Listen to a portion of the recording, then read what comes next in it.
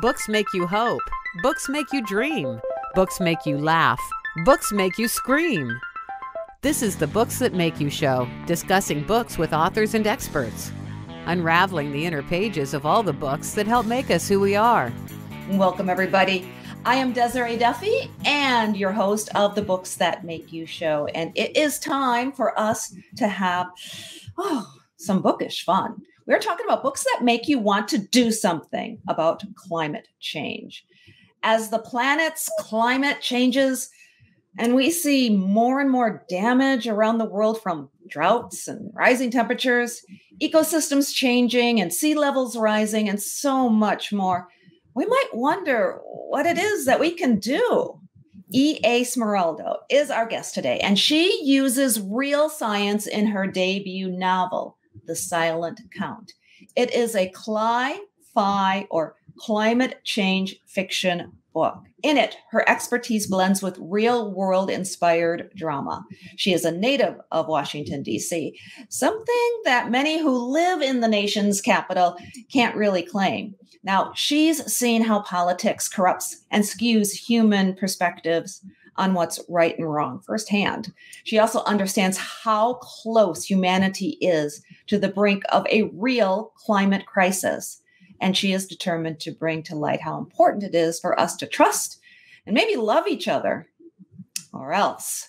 E.A. is a nuclear engineer with a BS in engineering. She's also a Washington Area Music Association Award-nominated singer-songwriter, and she's won prizes in writing competitions sponsored by the Bethesda Literary Festival and the International Screenwriters Dig. After placing in the latter, she optioned the treatment for a screenplay with X-Ray Media. The Silent Count is her first novel. E.A., welcome to the show. Thank you. You bet. I'm excited to talk to you because it is so fascinating when an author takes their expertise and fictionalizes it. And I just want to make it very, very clear. We're talking about climate change because that's the premise of what's happening in your book. But this is a fiction. This is dramatized. This is a thriller, but it's based on something that could be a thing, could happen. Can you talk about how the idea of a nuclear weapon could indeed be used, maybe, possibly, to change weather patterns? How's that even possible? I am certainly not suggesting that we do this, but the way I decided to write this novel a long time ago was when I was a student. The nuclear engineering textbook I used in school on the very first page said, nuclear weapons can have peaceful uses. Among other things, they can be used to eliminate certain mountain ranges to create more favorable weather patterns. And I thought, wow, that would make a great science fiction novel. Someone needs to write it. Nobody did. So I decided, why not me? And as I got more and more concerned about climate change, I saw that it could be used to call into awareness, climate change, and maybe get more people to think about it.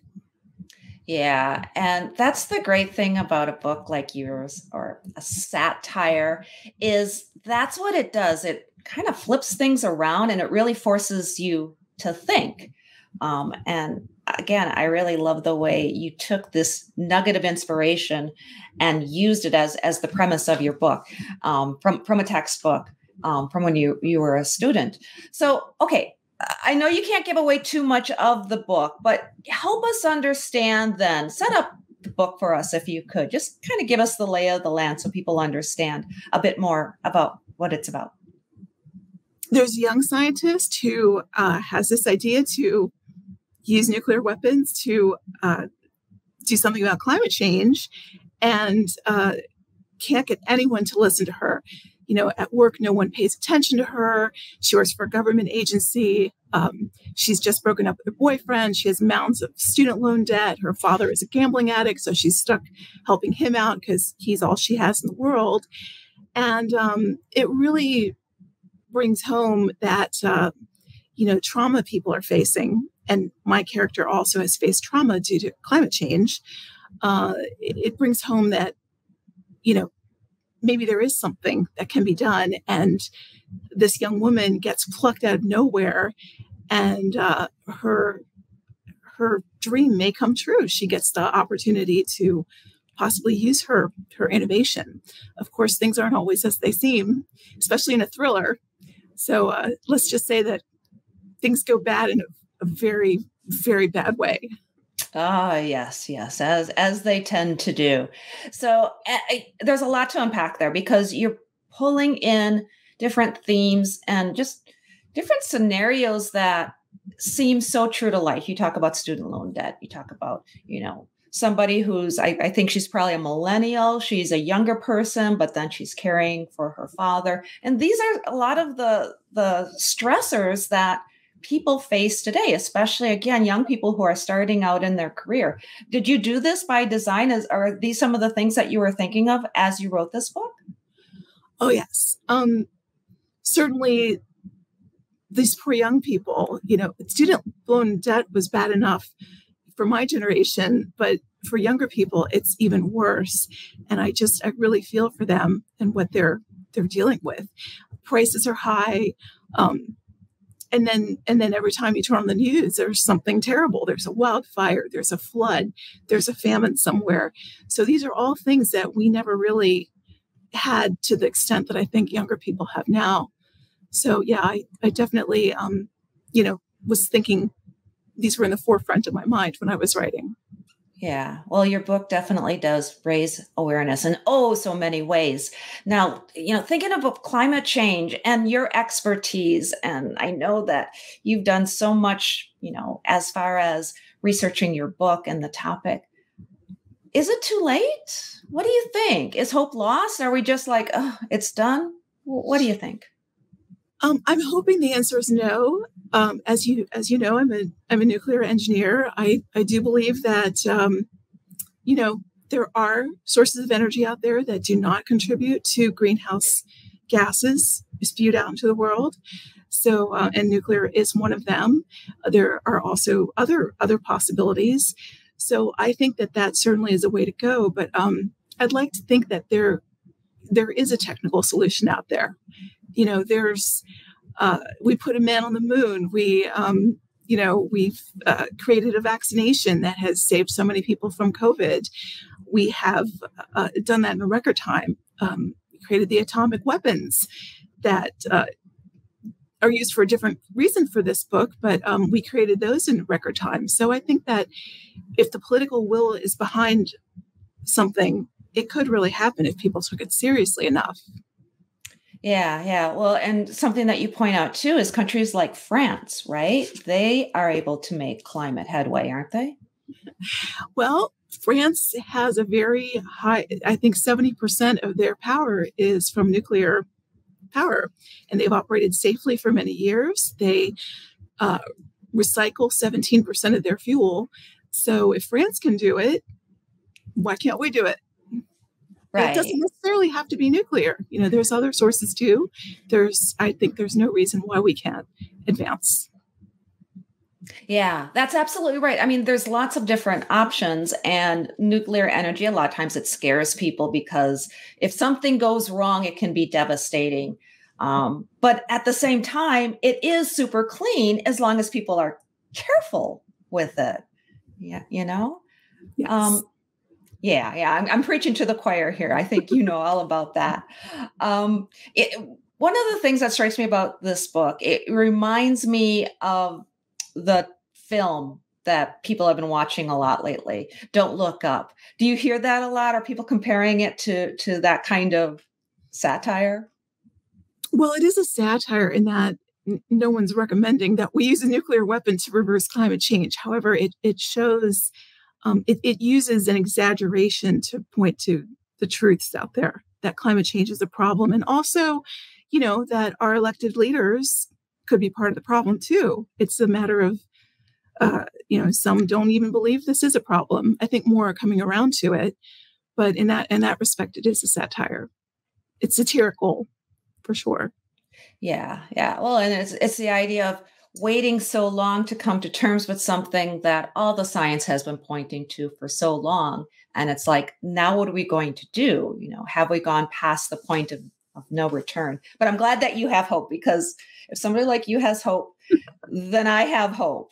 And you bring up Washington, D.C., and you're a native, so you see the politicians, I'm sure, come and go, and a lot of that mentality there. Can you just describe what is Washington, D.C. like to somebody like me who I visited, but I can't imagine living there? What's it like?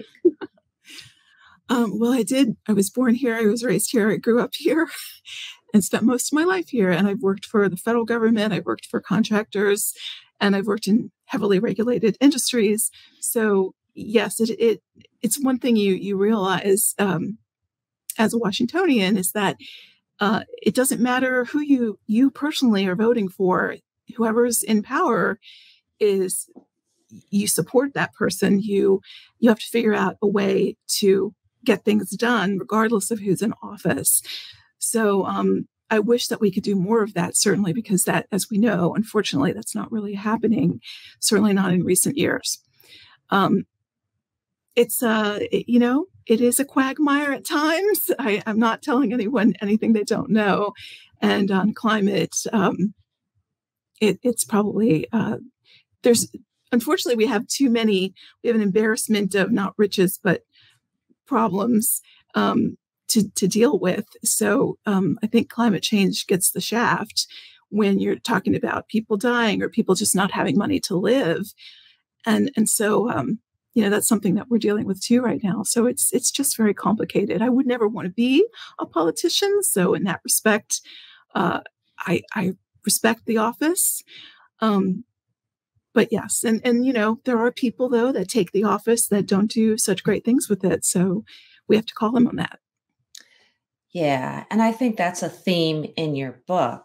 It really touches on this idea that our leaders should be there doing things for the people. You want to talk about the theme and that idea a little bit? Well, the president in this book does play a role. He is an actual character in the book. It's not any president that's real. And I started writing this book some time ago, probably before the last 2 or 3 presidents we've had. So, but that particular president was really more interested in his poll numbers than in what was really needed to solve the problem. So he did try to solve the problem, but only to further himself. And that's one of the recurring themes in the novel is, what's really going on there? Is he really in this to help people? Is he really not? And there are some arguments along those lines. Yeah, yeah. So knowing that you wrote this and started to write it and came up with the character of the president so long ago, did you ever because it seems like it could be derived or at least inspired by more current presidents. Well, let's put it that way. Do you ever look at it and say, wow, maybe I tapped into some kind of thing in the universe? It's almost prophetic in a way. Do you feel like that in some regards? I think so, because as time went on, the problems with the environment were actually worse than what I had in the book. So I had to change certain things. Like there's reference to, for example, a full building that collapsed due to encroachment of seawater, for example, which sadly really did happen in Florida. So, I think for better or for worse, I've had to make some changes in the world based on what we've actually seen. Changes in the book based on what we've seen. Yeah, yeah. Well, hopefully we won't give away the ending or anything, but hopefully that doesn't come to fruition. And it feels like there are so many people and companies who are trying.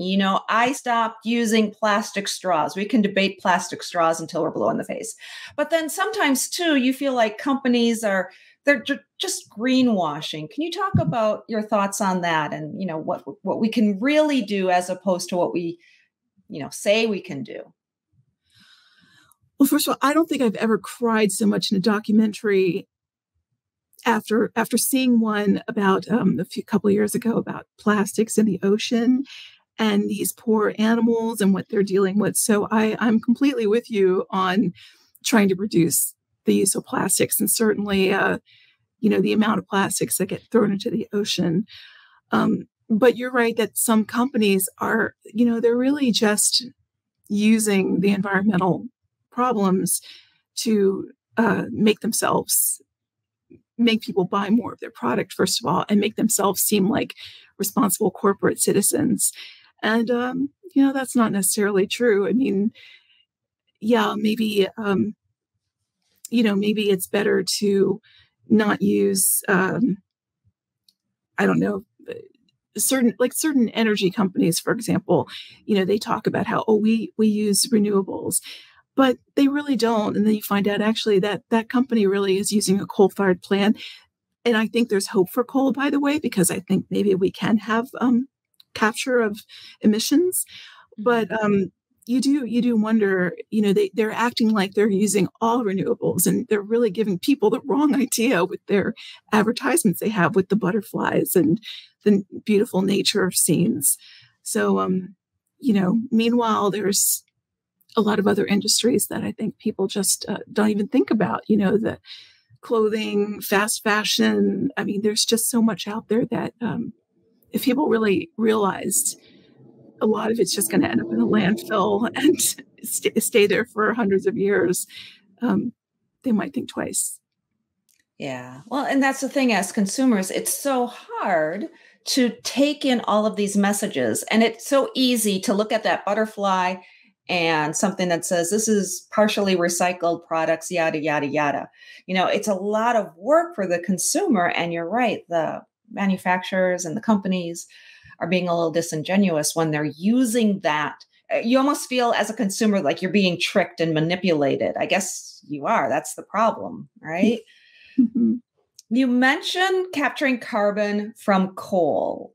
Can you talk about that a little bit? What exactly does that mean? I'm not an expert, but I know that there's a real fight. There's a lot of researchers that are really trying to figure out how to do that so that the emissions from the coal producing, the plants, the industries, so that doesn't get spewed into the air. Of course, we don't, it can be very unsafe. There's cases where you capture it, you put it underground, and if things don't go right, it might cause an explosion or something really bad to happen. So, it's just that we're not there yet technologically with a lot of these, but I like to think that with enough resources, enough political will, enough scientists, maybe we could get there. I'd like to think that there's hope for it because we need energy. I don't want people to think that I'm somebody that just lives in in a tent somewhere and doesn't use. I drive a car. I believe that there's got to be a way that we can live the lives we want and still do so responsibly. Mm-hmm. You have a character in your book, too, that has taken it to the far extreme where they're so focused on trying to save the environment that they're just not living a life that even makes sense, right? Well, there is a senator in the book who just thinks everybody, all the problems would be solved if everybody just rode, a bike to work or stopped using a lot of electricity. And I think that there's a little bit of a push-pull. So there's the extremes on that side. Mostly the people in the book aren't climate change deniers. Even the president is figuring it out. But as I said, he's more interested in his own skin. But meanwhile, the main character, who is young and, she's personally been impacted by a wildfire. She lost a family member in a wildfire. So her whole life is just devoted to trying to do something to make things right. Yeah. Yeah. And, it goes back again to young people, and maybe they can get the message before it's too late because they're the ones who are going to be living in here on this planet, our children, our grandchildren. etc. And I know that art and music specifically has a very powerful, through line throughout your book. And it's something that was a powerful inspiration for you yourself. So can you talk a little bit about how music influenced your writing and about your background as a singer-songwriter? Well, as I mentioned, I grew up in Washington, D.C. And as a singer-songwriter in Washington, D.C., you will notice that there's tremendous local music in the DC area. We have hardcore punk, we have go-go, and some of them do do their best to get messages out about all kinds of social problems. There's always raising money for events. I know in my band, when I formerly had a band, but we used to do that. So there's a lot of activism locally to try to do something about problems that we have in the world. But, as I got older, I still sing, I still write songs. And in fact, the novel is laced with a lot of song lyrics. I've performed songs, and people will be able to listen to them on YouTube. So they'll have a soundtrack to go along with it. There is a running theme in the novel about, do we solve problems? Can we get through to people through scientific breakthroughs? What about art? Do we get through to people using art? We wonder, think of the, back in the days of unions, they all had songs, and these different songs got through to people to help them get their messages across. How can songwriting, how can other art get through to people? And I think the average person might not be reading, science journals and, maybe not getting into the nitty gritty, but they might have their awareness raised through art rather than science. So it's a bit of a push-pull, but I think the novel kind of shows how both are really important.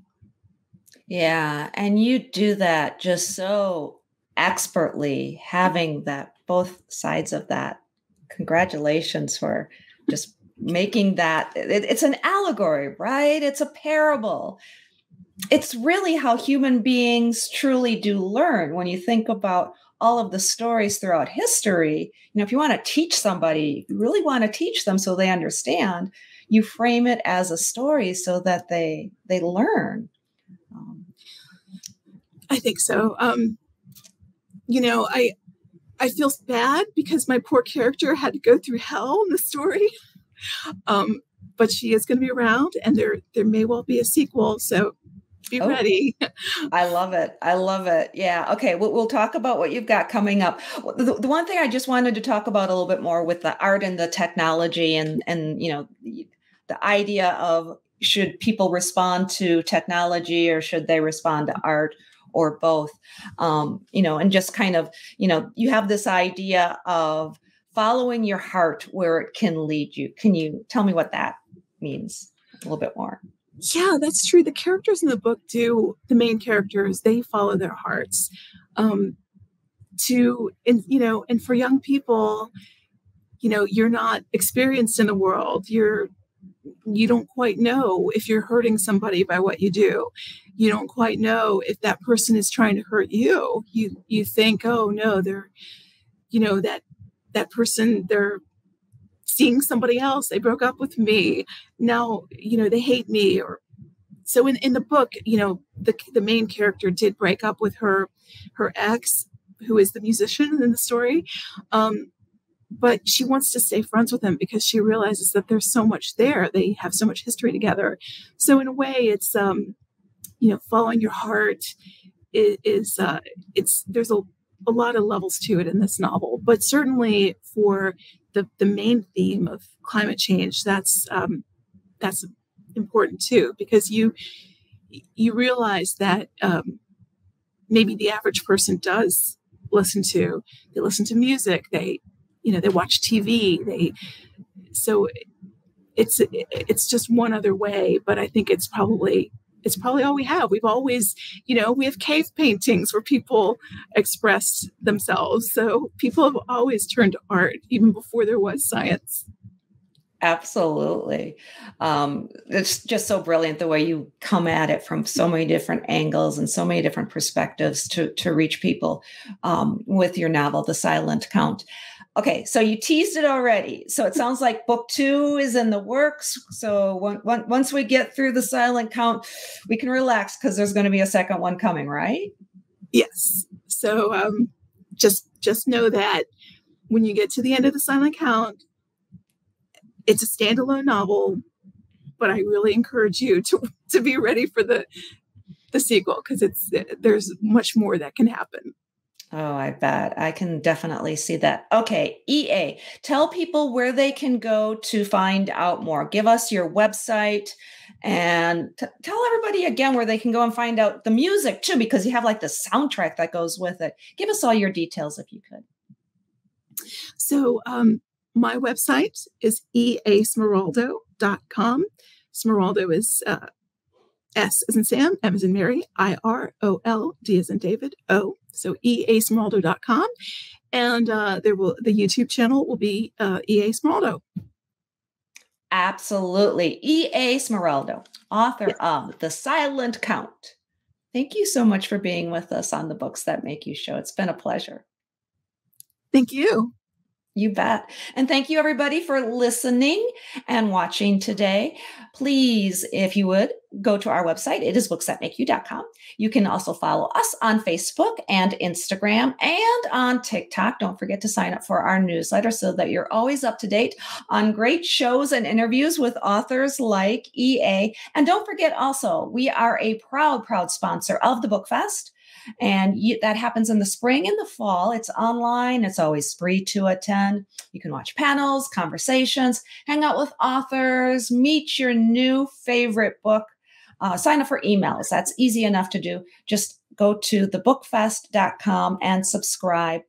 And again, don't be afraid to sign up for that newsletter, because another cool thing we do there is we give away a virtual gift bag at the end of every Book Fest. That is thebookfest.com for more information on that.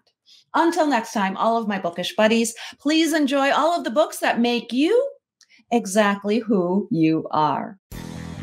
The host and executive producer of the Books That Make You show is Desiree Duffy. Sound mastering and engineering by Dave Napox. Social media and content promotion by Siddhi Jahagirdar. Copywriting and editing by Mike Robinson.